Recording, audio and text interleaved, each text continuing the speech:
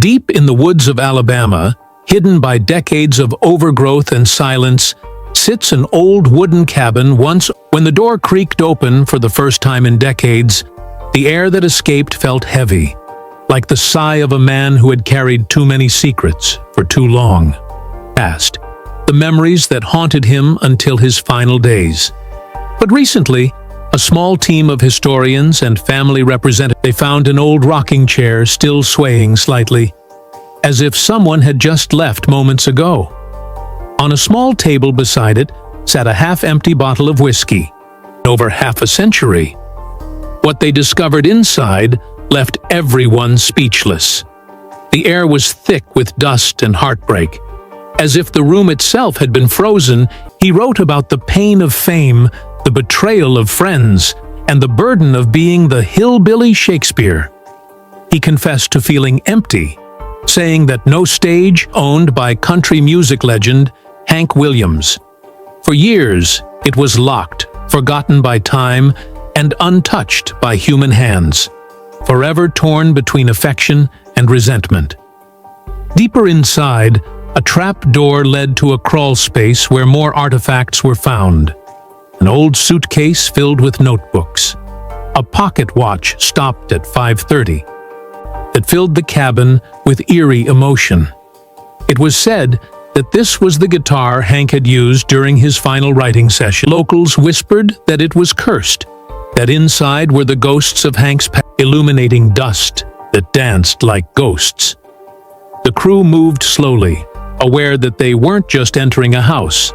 Detectives gained access to the property and a letter marked, "Do not open until I'm gone." The handwriting was shaky, but unmistakably his. One of the journals dated back to late 1952.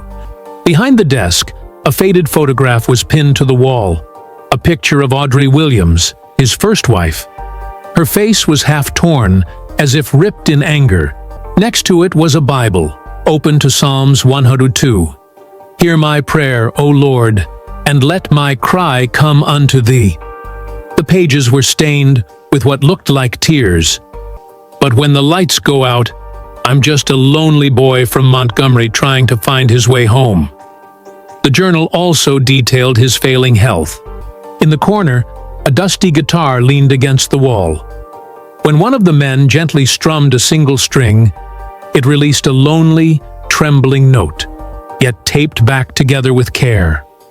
The contradiction mirrored Hank's own tortured love life, each sheet covered in Hank's unmistakable handwriting. Some were lyrics, others were unfinished letters. One addressed to his son, Hank Williams Jr., dated just weeks before Hank's death in 1953, in the exact moment Hank walked out for the last time. This is the story of what they found: letters, recordings, and one final message that could change everything we thought we knew. Hank standing beside a man who bore a striking resemblance to him, but older, with the caption, "Me and My Shadow, 1948. The restoration crew noticed something odd, a section of the wall that sounded hollow when tapped. They carefully removed the wooden planks. The letters inside the chest were more personal than anyone could have imagined. One was addressed to his mother, Lily, thanking her for loving a sinner who never could stay right. No song and no applause could fill the hole inside him. "I built my life on music," one line read, "but somewhere along the way, I lost myself in it." Inside was a small wooden chest, untouched for more than 70 years. When they pried it open, the smell of Hank Williams's abandoned cabin wasn't just a building, it was a tomb of memories. Near the stone fireplace, its label faded but still readable, "Old Number 7" that lived and died in that lonely cabin. On the writing desk was a stack of yellowed paper. The words were trembling, uncertain, yet heartbreakingly sincere. But before we get to that, what they discovered behind a false wall in the cabin would expose the most personal side of Hank Williams ever known. Behind the cabin's main room, about the troubled king of country music. wooden boards groaned beneath every cautious step, and a thin shaft of sunlight pierced through the cracks in the... Another was to an unnamed woman, possibly a secret lover, where Hank poured out his guilt for the way he treated her, writing, "You saw the man." In the pages, Hank wrote about the darkness that follows him everywhere, the sleepless nights, and the feeling that God had turned his back. "I see my name in lights," he wrote. Hank sitting by a lake, holding his guitar, and another of him smiling with a young boy many believed to be his son.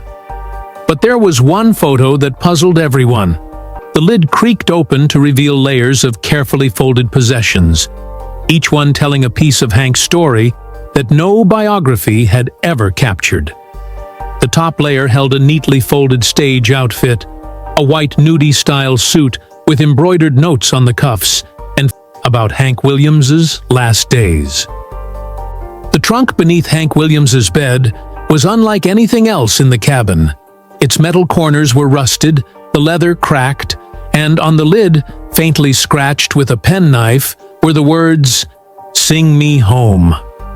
When they unlocked it with the small brass key, "From a man drowning in loneliness." As they finished cataloging the items, one of the team members discovered a key hidden in the bottom of the chest, not the myth. That's what scared me the most. There were also several photographs, were his words about redemption. "If the Lord lets me sing one more good song," he wrote, "I'll make it one that saves me. Jesus, please don't forget the drunk." The lyrics were raw, stripped of performance.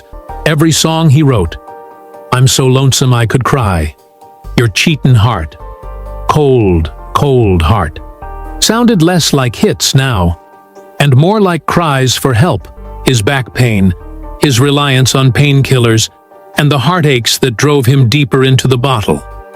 But what struck readers most was how clear it became that Hank was living in torment. The fame that made him a legend was also what destroyed him. The songs had titles no one recognized. "The Night Heaven Closed Its Door," "Ain't No Road Back to Me," and "Trunk Under the Bed, Covered in Cobwebs." What they found inside that trunk would reveal the final, most painful truth. Some claimed Hank believed he was being followed by an omen, that the shadow man haunted him through his life. What made this discovery heartbreaking, it was small and brass, with HWS engraved on it. They had no idea what it opened, until one of them noticed a locked. Historians began speculating, was this symbolic, or was there something more to it? Faint stains near the collar. It was the same suit he wore during his final live performance in Austin. Underneath was a bundle of handwritten sheet music tied with twine. Aged paper and tobacco filled the air. Inside were Hank's personal journals, a handful of black and white photographs, and a reel-to-reel tape labeled simply December Sessions. None of the experts had ever seen or heard of it before. The tape was sent for restoration, and what it revealed would shake the entire country music world. Just weeks before his death, and it revealed a man who had already accepted his fate, revealing a hidden compartment sealed with old nails and time-worn boards.